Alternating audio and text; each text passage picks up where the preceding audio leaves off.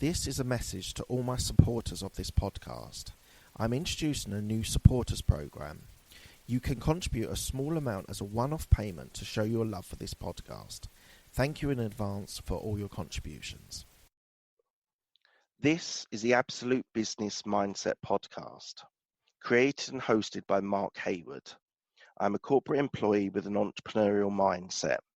This podcast will help and support you with new ideas about business. These are my thoughts, ideas, and comments. Today, I'm doing an interview with Rebecca Longman, who is a business psychologist. So, hello, Rebecca. How are you? Hi, Mark. I'm very well, thank you. Thanks for having me. It's my absolute pleasure. I'm glad we eventually got round to this because I know we were planning this a few months ago, but you've just had another baby, so I totally understand being delayed for a little bit, but I'm glad we finally got to speak to each other. Me too. Yeah, I'm really looking forward to this. Okay, awesome. So first question. So tell me about your origin story. You originally did a degree in computing, accounting, and management. Why was that? Well, so when I was at school, you kind of get asked to choose your A-levels and make choices about what you want to do in your career. And back when I was doing my GCSEs, I had this idea that I wanted to follow in my dad's footsteps and become a civil engineer. So I did A-levels in maths, physics, and business studies. As I got sort of halfway through those, I thought, I definitely don't want to be a civil engineer. That's not where I want to go at all. Right. But given that I'd done the A-levels that I had, my options at university became limited. Yep. So I ended up falling into doing a degree in computing. And then about 2 years into that degree, bearing in mind I didn't really enjoy the computing at the time. It's slightly different now, but I'll explain that later. Yep. But I then did 2 years of the degree, and then I got ill. I actually got chronic fatigue syndrome. So for about 3 years, I kind of had to put my life on hold. So I was studying in Sheffield at the time. I'm originally from Newcastle. And I had to quit my degree and move back home because at the time, this was 20 years ago, you couldn't do computing degrees from a distance. It would obviously be very different now, but back then you couldn't. So after sort of 2 years, I started to improve a little, and I decided I wanted to finish my degree, but I had to take other options to do that. Right. So I started studying with the Open University, but again, I couldn't do computing because there wasn't the capability then to do it from a distance. So I chose accountancy because I thought that was related in some way to business and that would be a good thing for me to get a job in. So I chose that. I studied that. I got my degree, which was a combination of my computing degree from Sheffield Hallam and my work in accountancy from the Open University. So then eventually I got well and I left home and moved to London just because I wanted to see the big city. I'd spent pretty much 3 years just almost confined to my house because I really struggled with the illness. I had to use a wheelchair for quite a long time. It was pretty drastic, really. So once I eventually got well, I thought, right, I need to grab life with both hands. So that's when I moved to London, and I got my first job in accountancy. And then I did that for a couple of years and thought, no, this isn't really for me, and then moved on from there. So that's right. Before we go too far into this, so just to clarify, people that are outside of the UK, so the Open University is how do you describe it? An online sort of it's like a distance learning provider, really, and it's sort of, I would call it the first distance learning provider that really ever existed. So it's got a really good reputation, and it's a really well thought out, easy to use, well recognized institution, and I loved studying with them. I thought it was fantastic, and there's a lot of options to combine it with other qualifications that you have to like me, get a degree. Mm. And your chronic fatigue syndrome. So how did that impact you? Did that you said you were wheelchair bound, even as extreme as that? Yeah, I was.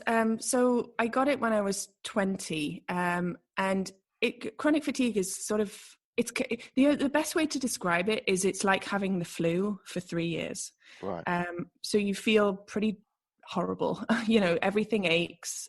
You feel exhausted all the time, but you're not sort of tired as in you want to go to sleep. You just feel heavy and fatigued, and everything's just hard. So, you know, you can't really function in normal life, and so you kind of have to just remove yourself from it. And you know, I had to go back home, and my parents had to, well, my mum had to mainly support me to get back on my feet. And it was a massive impact on my life. You know, it really got me thinking about, how do I want to spend my time? What do I want from life? And that's why, you know, as I said, when I got well, I was determined I was going to move to the big city, and just do something important to me. Yeah. And I think that's why when I got there and I was working in the city, I was working in central London, you know, and I did this accountancy stuff for a couple of years, and I just thought, I hate this. This is not me. I don't want to be sat behind a computer crunching numbers. It just didn't feel like how my career was going to pan out. So I made changes, and that's when I started studying psychology, because I was so interested in what made people tick. Why did people make the choices that they did? How did people end up in situations that they ended up in? And I think that probably all transpired from spending so much time struggling, because not only was I struggling physically, but having removed myself from life, I was struggling mentally to deal with that. So I wanted to understand more about it, and that's why, I decided to do that. So are you now on medication that helps you? No, not at all. It was it's actually quite a controversial illness. If anyone's ever suffered with it, or anyone ever looks into it, it's difficult. First of all, there's no cure for it as such.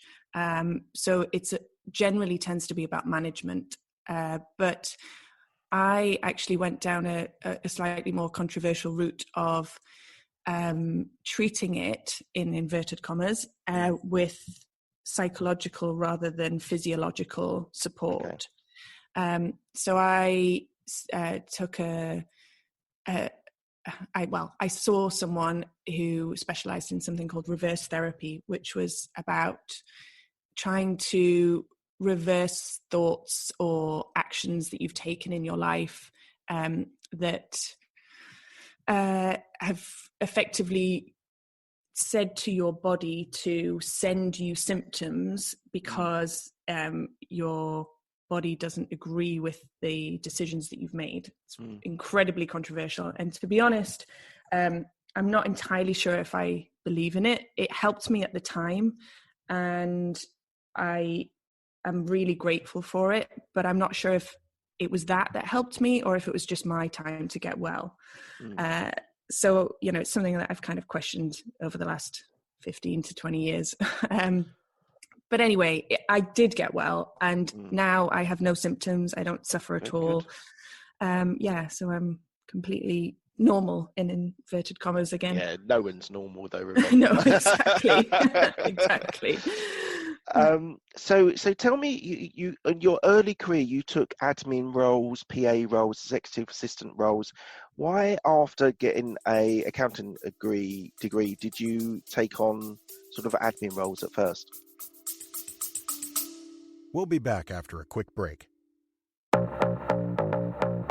Hi, I'm Alex, the host of X Health Show. Meet the future of healthcare. Think X-Men, that's X Health. Actual superheroes behind programming living cells to cure cancer once and for all. Tech that detects preterm delivery in seconds, brain-computer interface, or apps that employ AI to match you, your disease, with the best treatment. X Health Show brings to you visionaries who push the boundaries of healthcare from Switzerland, the heart of Europe, and the most innovative innovative country in the world. Let me introduce you to their startups. Head to X Health Show, meet the future of healthcare. Happy to greet you there. Well, so when I was doing the accountancy stuff, I needed a way to transition into a more people-focused environment. So because I was doing the psychology studying on the side, I needed to find a way to, because I couldn't get straight into a psychology role or anything related to that at that point because I didn't have enough skills.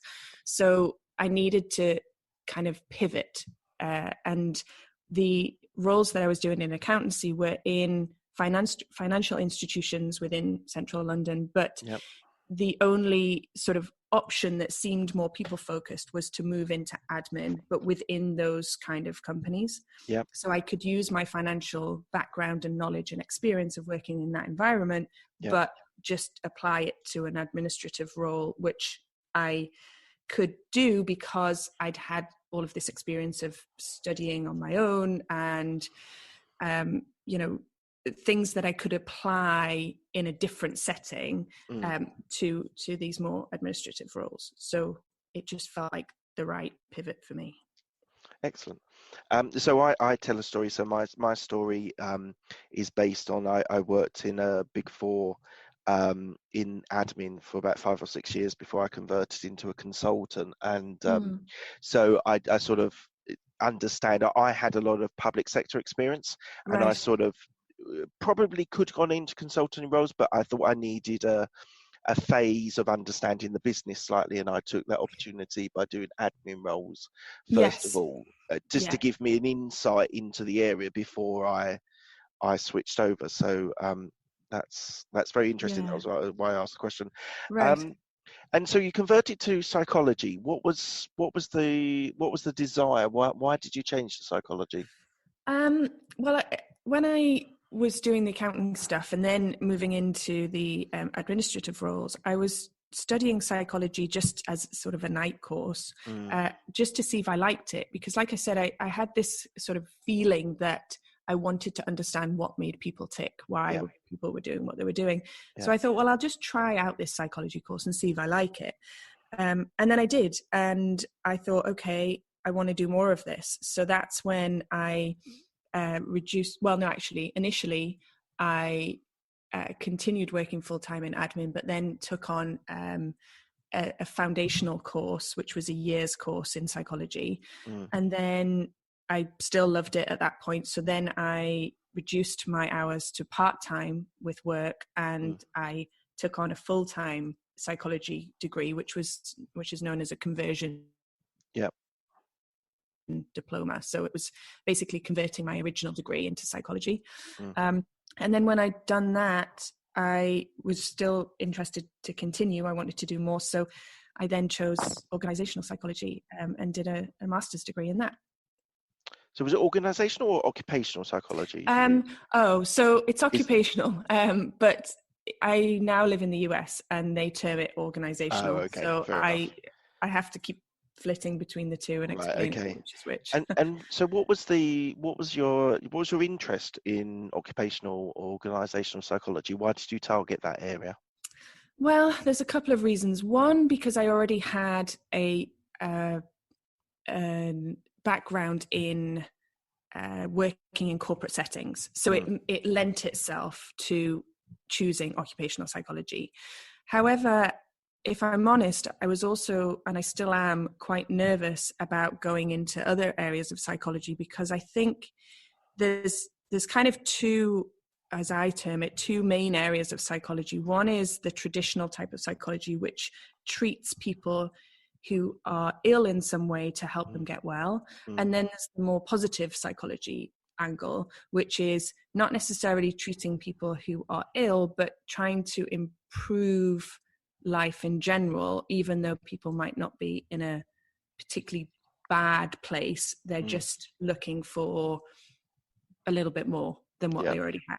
And that's where I feel occupational psychology sits. It's less talking about people who are really in difficult situations in society and in life. And it's slightly lighter hearted. and that felt like a better fit for me. Yeah.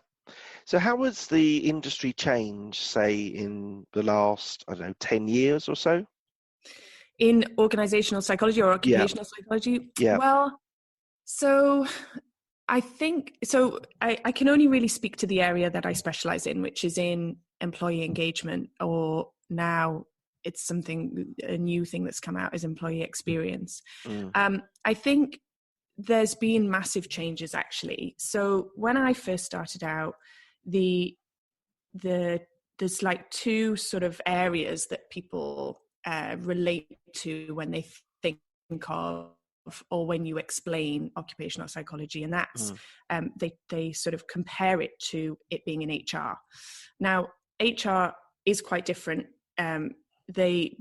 Occupational psychologists tend to sit within an HR realm within an organization, but the applications that people in psychology use are quite different to the applications that people use in HR generally. But what's happened over time is that even though in the beginning those two disciplines were somewhat disparate, now they tend to work together more. And there tends to be more crossover and more understanding and support of how these two disciplines can help each other. So that's definitely one area of change. And I think another area is that in the past, many organizations, and many still are, but I think things have changed or are changing. There were, again, sort of silos where things within the HR realm, the employee experience, employee engagement realm, so how we can help employees to have a better experience at work, was sort of on its own, so to speak.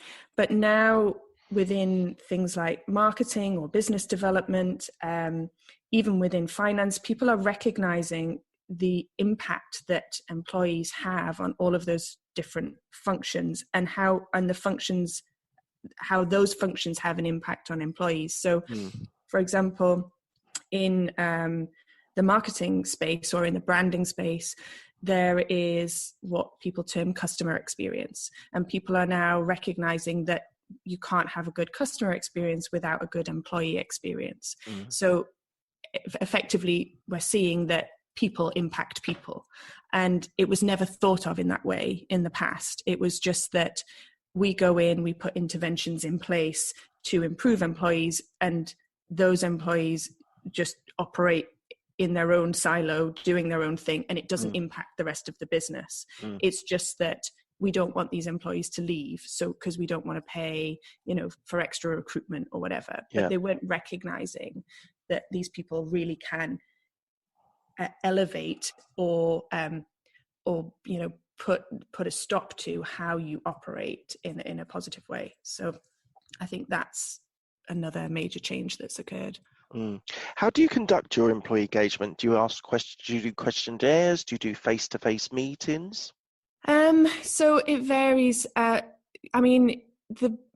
guess for me, a lot of what I've done over the last 6 to 7 years has been in consulting, more, freelance consulting. And so I've worked with lots of different consulting firms who each one does it in a different way, but you generally tend to go in and do what's termed a diagnosis. So you go in and talk to people and try and understand, what the issues are, what the problems are, what's happening. You might do some observations, you might do some interviews, some focus groups, just try and understand where the land lies. Because people will often come to you, and it tends to be the senior people in organizations. They'll come to you and they'll say, we've got this problem. And we'll say, well, have you really got that problem, or is that just what you think it is? And then that's when you go in and you begin to do a diagnosis to find out what the real issues are, because more often than not, it's different to what people think it is, or the thing that's causing those problems to happen is different. And then once we have some insight into what the issues are, then it's a case of designing tools and processes and systems that help to improve those issues. And my current perspective on that is that it's really important to do that not only from the top down, but from the bottom up, and to look at how individuals are experiencing the workplace. Because I think a lot of what happens in companies now is that there's kind of blanket approaches to how we engage people at work. And, you know, we'll put things in place that are supposed to motivate and engage people in one sort of fail swoop way. And actually, you know, everyone's an individual and everyone has their own ideas and ways of wanting to do things, and I think we need to speak to that more. Interesting. So so do you do leadership training and development? So you obviously do the employees, but do you I suppose they go hand in hand in businesses, don't they, the employees and the leadership? But is it a slightly different approach when you're dealing with actual leadership? So I'm not a leadership consultant, but I have worked with leaders and managers at different times. At the end of the day, everyone's an employee. It doesn't matter what level of the organization they're at. So in that sense, yes, but I don't specifically work with leaders and you know, leadership coaching and that kind of thing. I tend to work from the bottom up. So what would you say, and it might be of all of them, but what would you say is most important to employees? Reward, sort of career development, or recognition? I think it's different for everyone. I think that the reward piece is what I would term extrinsic motivation. And what does that mean? Well, so there's two types of motivations. There's extrinsic and intrinsic. So extrinsic is you effectively what you've just said. You get some kind of external reward for a certain type of behavior. And intrinsic is that it's the behaviors that you are displaying are because there's something within you that you believe in, or that's important to you, that's encouraging you to display that particular type of behavior. So for example, with my work, you know, I particularly with my new initiative, I mean, I do my freelancing on the side, which is kind of what pays the bills, but at the moment I have this initiative that I'm working on, which is called Love to Work, or Let's Love to Work, which is about trying to encourage people you know, individual people to find careers that they love. Now, I don't get paid for that right now. I'm not getting anything for that because I'm still building it. So that is an intrinsic motivation. That is something that I believe in, that I'm not getting rewarded for externally. So my belief is that it's very important to find intrinsic motivators within people. But that doesn't mean that people don't need external rewards. So it doesn't mean that people don't need to get paid, or that they wouldn't appreciate some kind of, you know, voucher or token or something to say, you know, thank you for the work that you've done. But that's not enough on its own to keep people motivated over time. So that's the reward piece. And the recognition piece, I think, is about giving people feedback and realizing that it's about saying thank you to people, you know, realizing that, yes, okay, so most people are here to get a paycheck, but at the same time, they're still putting their time, effort, and themselves into the work that they're doing. So I think it's important to appreciate that. And it really isn't a big step to be able to turn around and just say, you know, thanks for what you've done. I really appreciate that. I totally agree. I think that's one of the things, especially in corporates, is not done enough. The simple thank you for your work, really appreciated what you did, and you spent long hours delivering, or you worked very hard, or whatever the metric is. And I just don't think it's in the corporate culture or the experiences I've had in corporate cultures to really just stop for a moment in the chaos which is every day going to a corporate job, and actually stopping and saying thank you for that. I appreciate you doing that. Yeah, and it really goes a long way. It really helps people does. to stay on track, and just feel as though they're being recognized for what they're doing. Absolutely. And appreciated. Absolutely. So I'm going to take a little bit of a curveball on this. Okay. So you studied creative writing as well.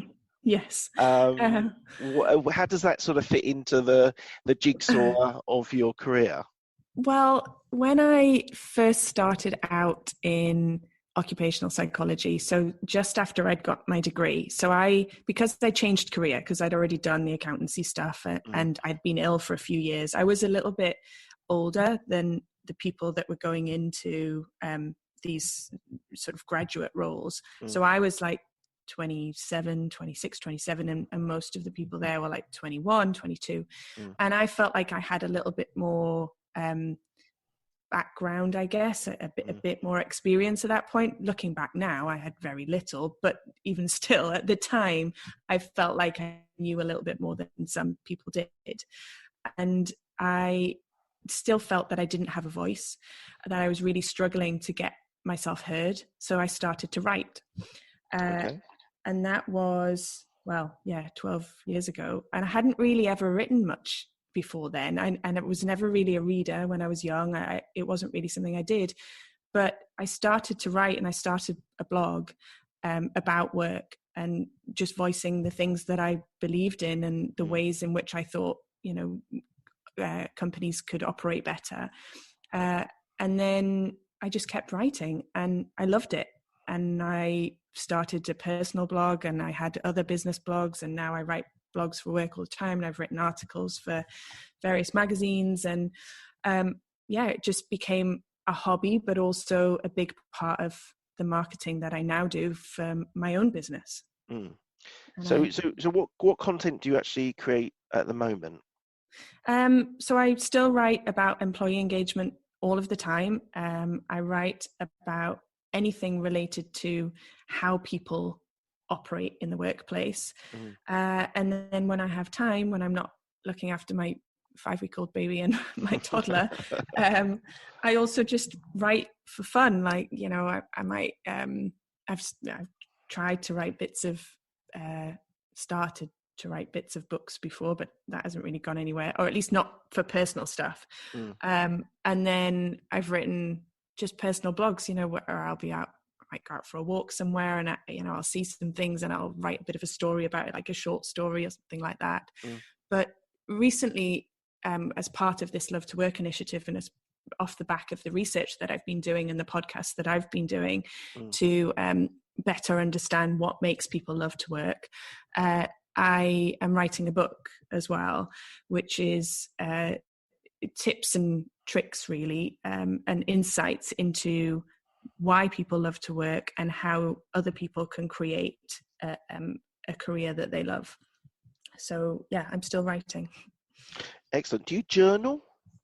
I have done before. I don't do it regularly at the moment, just because of time. When do you have enough time to sit down? Right. And I think it's one of those things that you kind of do either first thing in the morning or on an evening. And at the moment, I don't really have evenings, because I try and go to bed at around 7 o'clock when my baby does, to try and get a little bit of sleep. And in the mornings, I'm so exhausted because I've been up all night that it's not really conducive to writing. But I have, on and off, throughout my career and life, done various journaling activities, and I think they're really positive and valuable. I get a lot out of doing it, and I find it really helps with my creativity as well. So I really think it's a good thing to do. I totally agree. I've not massively got into journaling. I've tried it a couple of times, and I actually find speaking a better medium than actually journaling. as I've spoken on my podcast, I actually have a therapist. There's nothing wrong with me, but I find it a safe zone to talk about everything that happens in my life, from my career, wife, whatever, everything under the sun. But I just think that everyone should have some sort of avenue to sort of share some of the inner thoughts that we have. It might be a journal, it might be a best friend, it might be a family member, but I really think everyone needs that space where you can be honest with yourself about things. So there's different formats that it can be in. It was only because you said you were a creative writer, I thought naturally, did journaling come very easy to you or natural to you? It does come natural to me when I have the time to do it, or when I give myself the time to do it. It actually feels a bit like an indulgence in a way. And sometimes I think just the pressures and stresses of life take over. And so, it's one of the things I put on the back burner, just like many busy people do, I believe.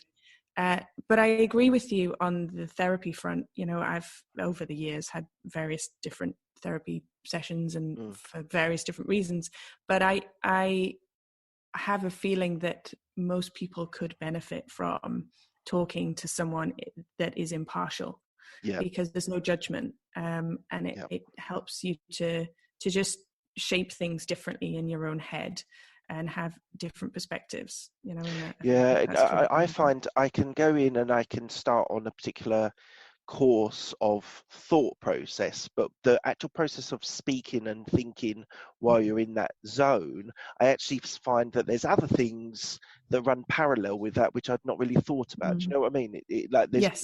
There's more than one layer to a thought process that you have, so I find it very helpful on that point of view. I kind of have aha moments where I'm like, oh, so that's related to that, I didn't realize.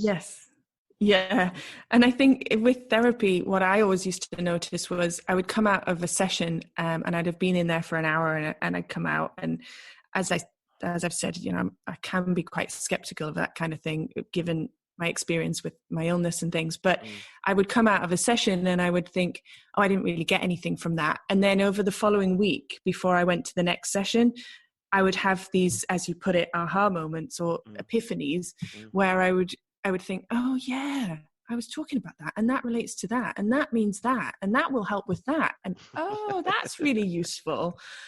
So yeah, I totally agree. I think they're so insightful and helpful. So you've worked, from what I understand from your business psychology, you've worked in various different forms. How would you say working in I think you worked for Bupa for a little while, is that right? I did, yeah. So how do you find the differences between somewhere like Bupa and corporates and startups and sort of medium-sized enterprises? What's the differences between them? Well, oh my gosh, there's so many differences. If I talk about my experience sort of around Bupa and a few other larger companies that I've worked in, I am someone who likes to work on my own most of the time. I get quite, I guess, stressed in open plan office environments where there's lots of people around, and I feel like I get interrupted a lot. And I like to be able to just sit and think and focus. So for me, working primarily from home on my own a lot of the time, I mean, obviously I'm in and out, as a consultant, I'm in and out of companies, and I work with other consulting firms, so I'm in and out of those consulting firms as well. So I'm around, but when I actually have to sit and do my work, unless I'm delivering a focus group or a workshop or something, I do have quiet time, and I appreciate that, and that works for me. It doesn't work for everyone though, and there are times where I find it helpful to go to, say, a coffee shop or something like that, where there's a bit of stimulus around me. But as long as it's not directed at me, I can shut it out, and then I can, concentrate on my own work.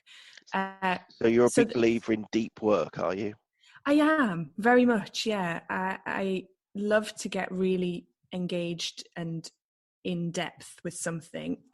It's what I don't know if you've ever heard of the terminology psychological flow theory. but it's like getting in the zone. Yes, exactly that. Yeah. So I'm a big believer in that. This feeling of, as you say, you get in the zone and you sort of shut everything else out, and hours can go by, and you don't even realize that time's passed because you're so engaged in what you're doing. That is how I feel when I write, and often when I create other things and other types of content. That to me is kind of like therapy. Actually, you feel like you've really gained something for it, and that's one of the things I mean when I talk about intrinsic motivation. It's this real feeling of you're doing it because you're enjoying doing it. There's nothing that's going to come out of that other than you feel better about yourself. So I guess that's my my feeling around working in different environments. Okay, so you've spoken a couple of times about the Love Your Work initiative and podcast. So tell me about that. What's the podcast? What's the initiative? And tell me a little bit about your podcast as well. So I started Love to Work through my employee engagement work. And as I mentioned, I find that a lot of processes and systems that are put in place for engaging employees tend to come from the top down. So, these leaders will have some ideas about what they believe are the issues within a company. And ultimately, as a consultant and a practitioner in occupational psychology, they are the people that pay my wages. So if they believe there is a certain route or perspective of what will help these employees to work better, then it's my obligation to follow that. I can, of course, question them on that, and I can argue my point to a point, but at the end of the day, they make the decisions. So I find that at times they're not necessarily the best decisions for the people in the company. And over time, that's been difficult for me to accept, because my feeling and my reasoning for going into psychology was always because I wanted to help people. I wanted to make a difference. So I always wanted to help, as I term it, the underdog. So the people who can't necessarily speak for themselves, they don't necessarily have a voice. And I want to support those people. So my view was I've always tried to find an outlet to go from the bottom up rather than the top down. And it's been years that I've been thinking about this and trying to figure out how I was going to do this. And more recently, I had some coaching myself to help me not particularly figure this out, but just to help me figure out how I was going to move away from just freelancing to building my own business, where I had my own products and services that related to how I saw the world and how I wanted to support people. And, through various conversations and me researching and thinking and a lot of self-reflection, I eventually have come up with Love to Work. And it's about, initially it was a research project where I was interviewing people who love what they do for their work, who love their careers or love their jobs, and trying to understand what are the factors that make that so. Why do these people love this stuff? What do they do that's different to people who don't love what they do? And then as time went on, I was hearing all these stories, and I thought, these are really interesting stories, and these are things that other people could benefit from hearing. So that's when I started the podcast. And then from there, it's kind of just spiraled into, well, actually, there are so many ways that this could develop into other things that could support people. So as I said, I'm writing a book. I'm also creating some courses that will support people through a transition of going from work they don't like to work they like. And yeah, it's just, I feel like there's a lot of potential for it to be other things as well. I just don't entirely know what those are yet, but I've kind of got enough on my plate right now with the things I'm working on. And I just love it. I feel like this is, me finally being able to help those people who don't always have a voice to find work that really inspires them and that they deserve to have, because we all spend so much time at work. Why not enjoy it? Absolutely. 100%. So what's the format of your podcast? Do you do interviews, or do you do solo stuff about things that people you've interviewed, or ideas you've thought about? At the moment, it's interviews. It might change over time, but at the moment it is just interviews with people who love what they do. I ask them, what do they do? Why do they do it? How did they get there? What challenges have they come upon as they've gone through that journey? And other tips and tricks that they might share with other people to help them to find work that they love. And that's kind of the crux of it. Oh, it sounds interesting. Sounds fascinating. So the idea is books, courses. You, as you say, you might morph into other things, but so you're just sort of trying to cover as many bases as possible with the sort of podcast course and books as well. Yeah, I'm just trying to tap into a set of people. So primarily people who are either starting out at work or people who are unhappy in their jobs and are looking to make some kind of change, to share with them the factors and the insights that other people have used to build careers that they love, so that they can apply those in their own lives and build careers that make them feel fulfilled and happy. So where can people find these things? Where can they find them? So I have a website which is letslovetowork.com, and you can also find me at redponder.com. So Red Ponder is like my parent company as such, and Let's Love to Work is an initiative that sits underneath that. And you can find me on LinkedIn, Rebecca Longman, and I also have a Twitter account, which is at RSG_consult, RSG being Rebecca Suzanne Griffiths, which is my maiden name. And yeah, you can find me in all of those places. I'm thinking of starting an Instagram account, but I haven't managed to find the time to do that yet. So that's on the to-do list. I would totally suggest set yourself up on all of them.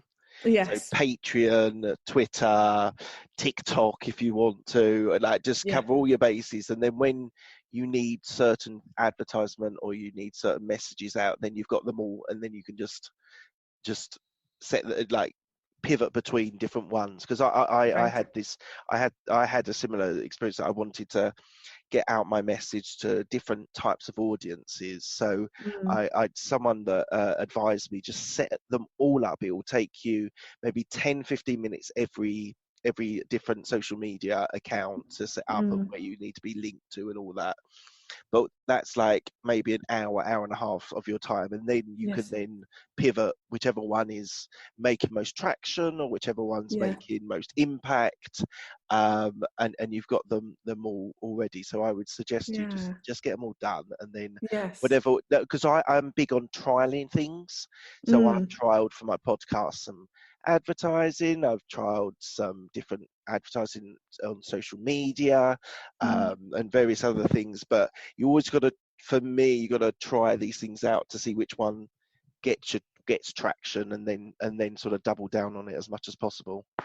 Yeah, I completely agree with that. And I think one of the things that held me back about Instagram was just that before Love to Work, my business was, as I said, and it still is in terms of, bringing in income, but it was about freelancing. And I just didn't feel like it lent itself to, an Instagram, that visual account. But now with the Love to Work stuff, I think there is an opportunity there. And I think, unfortunately, the other thing that then holds me back is I feel like a lot of the stuff that's on there, it's so perfect, the imagery and I look at these accounts and I just think, oh my gosh, I don't know if I have the time or the patience to make it look that beautiful. So it's those two things, I think, that hold me back. So one of the guys I listen to on podcasts that I listen to, it's Rob Moore. He says, "Start now, get perfect later." And I think that's just a really, really good, because nice. my first podcast, although it's one of my more popular podcasts, I made all sorts of mistakes when I just did a solo stuff, and it was, it just wasn't. It wasn't very good, to be honest. But as I say, I think the message was quite powerful at the time, so it's always been one of my more popular ones. But yeah, just get started. You can perfect it as you're going along, and really, especially on things like Instagram, who's going to look at your very first post? True. And actually, that's very much a way of thinking that is in the startup world, which is they always talk about MVP, minimum viable product. Right. So it's all about just getting out there, and then you can perfect it later, as you said. So, absolutely. Yeah, you're right. So try Instagram. Try taking pictures, because I don't take any pictures of my kids. Me and my wife agreed that wasn't going to be part of my world on Instagram. And I see people that do, and they're very successful, and they get very good likes and things like that from doing that. But yeah, you've got to work out what your message and what you're trying to get out there. So, and what your boundaries are, right? Yeah, exactly. All right, I'm conscious of time, so we're going to just wrap up with these 5 questions which I ask everyone. Sure. They're quick fire questions. They don't need a quick fire answer, but it's up to you. So what was your best decision that you've made?